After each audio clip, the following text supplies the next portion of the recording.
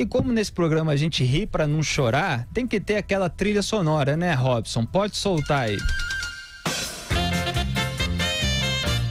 Pois é, estava tendo julgamento agora na segunda turma do STF de Aldemir Bendini, ex-presidente da Petrobras. Você lembra dele, Augusto? É aquele que, no auge da Lava Jato, Petrobras sendo assaltada, todo mundo já sabia e tal. Aí os governos do PT colocaram lá o Aldemir Bendini. Aí ele foi lá e foi pego fazendo maracutaia, né? E agora a votação na segunda turma do STF, eu não vou nem dar o placar final, eu vou levantar a bola para você, Augusto. Havia votado pela soltura do Aldemir Bendini, o Gilmar Mendes, merecida aí a musiquinha, e o Celso de Mello. Aí votaram pela manutenção da prisão dele, Edson Fachin e Carmen Lúcia. Faltava o voto de quem para desempatar? Ricardo Lewandowski. Alguém adivinha o que aconteceu, Augusto? Mas eu não tenho a menor dúvida, né? Ele votou contra o povo, contra a lei, contra o bom senso, contra tudo. Votou com o chefe Gilmar Mendes. E a resposta está correta. Segunda turma do STF. Não peço nem a ajuda dos universitários. Segunda turma do STF, a notícia é triste, é ruim, mas aqui a gente ri pra não chorar.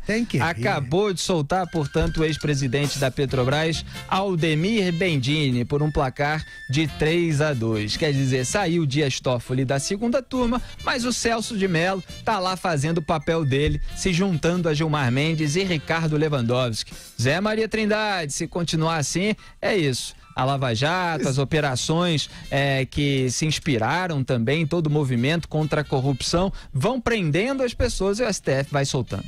Hello! Essa segunda turma, ela tem alguma coisa errada ali, viu? Que recebeu um empréstimo, né, no Banco do Brasil, quando o Aldemir a Val Marchiori. Fala aí, Zé Maria. O Bendini, ele acabou pedindo propina antes de ir para a Petrobras. Ele recebeu a notícia de que ia para a Petrobras, ele pediu propina já na Petrobras e alertou que aquele do Banco do Brasil, ele tinha que continuar recebendo, afinal, ele ia sair da presidência do Banco do Brasil, mas atendeu a JBS. E a JBS ficou, nós vamos ter que pagar uma propina para o próximo presidente, e ficou naquela dúvida, e ele, não, tem que receber, tanto fez que recebeu, porque acharam que ele ia atrapalhar lá na frente. Havia uma desconfiança muito grande de que o Supremo Tribunal Federal poderia acabar com a Lava Jato. Até agora, não houve ainda uma decisão que fizesse essa reviravolta. São perdas aí, como nesse caso de prisão preventiva, mas não ainda suspensão de processos, reversão de julgamentos e tal. E o meu grande medo é com relação a essa história de que se entrou o dinheiro de campanha eleitoral, vai para a Justiça Eleitoral. E o próximo julgamento sobre isso será exatamente sobre Lula, que pediu a transferência do processo dele para a Justiça Eleitoral. Mas, por enquanto, essas decisões são apenas em solturas em prisão preventiva e não chegaram a inviabilizar um processo ou a Lava Jato. Mas havia o risco, sim, e todos temiam exatamente que isso acontecesse. Agora, a subprocuradora Cláudia Sampaio Marques fez uma manifestação oral contra a soltura do Aldemir Bendini. Ela disse que o executivo descumpriu sua missão na Petrobras ao pedir propina da construtora Odebrecht. Eu abro aspas aqui para a afirmação dela feita durante o julgamento de habeas corpus no Supremo Tribunal Federal. O paciente, que é o Aldemir Bendini, foi alçado à condição de presidente da Petrobras em pleno curso da Lava Jato. Olha o que eu estava falando aí. Foi alçado exatamente com o objetivo de sanear a empresa e pôr a termo aquele conjunto de práticas que causou tanto prejuízo. Parece piada. Segundo o TCU, que é o Tribunal de Contas da União, cerca de 29 bilhões de reais. Foi colocado, ela enfatizou, foi colocado para sanear a empresa. O que fez quando chegou foi exigir vantagens indevidas do mesmo jeito que se fazia antigamente. Fecho aspas aí para a afirmação dela.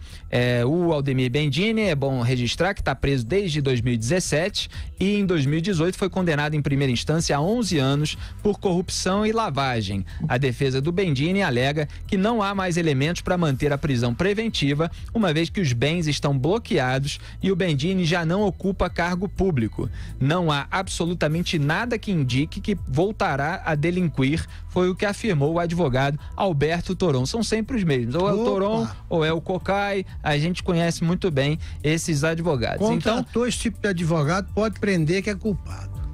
Pois é. Então a gente já sabe que a segunda turma soltou o José Dirceu quando ele estava em prisão preventiva, depois ainda soltou quando ele já havia sido condenado em segunda instância. Por que não vai soltar o Aldemir Bendini da prisão preventiva depois dessas alegações aí que ela não deve ser mantida, porque afinal não há absolutamente nada, Augusto, que indique que ele voltará a delinquir. Só porque ele estava envolvido em maracutá no Banco do Brasil, foi posto na Petrobras para sanear a empresa, se envolveu de novo e tal. Não tem nenhum risco, Augusto. Para ele está tudo bem. Eu vou contar um caso que eu aludi rapidamente há pouco tempo, que é o seguinte, é um caso exemplar que mostra a alma desses ladrões e a alma do PT. Quando eu dirigi a sucursal do Jornal do Brasil aqui em São Paulo, isso nos anos 80, havia lá um motorista, o Ferreirinha, popularíssimo, homem de bem, sério e tal, e ficou trabalhando um tempão como motorista da sucursal. Quando o Jornal do Brasil entrou em crise, bem mais tarde, acabou com a frota, eram 2, 3, né? A frota de veículos que transportavam repórteres, e o Ferreirinha foi procurar emprego no PT. Havia amigos do PT na sucursal e ele foi ajudar na campo, trabalhar no PT. Ele me procurou em 2010, 2011, dizendo o seguinte, que ele estava desesperado, porque ele tinha descoberto que as malas, ele foi trabalhar com o Bendini, ele virou motorista do Bendini no Banco do Brasil. Ele abriu uma mala, só dinheiro. Aí ele começou a verificar todas as malas que ele transportava para o Bendini tinham dinheiro. E ele percebeu que estava se prestando a transportar essas malas de um corrupto. Ele procurou o amigo dele no PT, não conseguiu ir em frente. Ele procurou o Lula, não conseguiu falar. Ele procurou o Zé Dirceu, não conseguiu falar. Enfim, ele foi percebendo, como naqueles filmes, que você procura o tenente... É o cabo que quer fazer a denúncia. Procura o tenente está envolvido, aí vai pro major, o capitão também tal, o sujeito vai ficando meio desesperado.